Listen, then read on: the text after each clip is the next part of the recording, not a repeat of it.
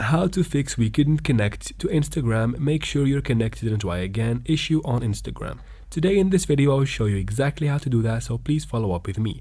First you need to go to your Play Store or App Store, depends on what device you're on, and search for Instagram.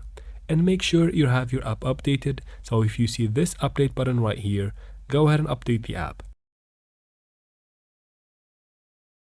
Once the update is completed, long tap on the app and tap on App Info, or just go to your app settings and then tap on Clear Data and tap on Clear Cache, tap on OK, and do that again for the data and clear all data. Once you do that, tap on Force Stop and then tap on OK. And after that, once you go ahead and log in again, the problem should be solved. Now if it doesn't, you can go to your browser and go to Instagram Down Detector, search for it, and enter the first website. If you see a huge spike like this one right here, that means there is a high probability that the Instagram app is down for everybody, not just you, and just wait for them to fix the problem or try to reboot your device. And that is it for the video, guys. I hope this video was helpful. Please like and comment down below. Don't forget to subscribe for future videos like this one, and thank you very much for watching.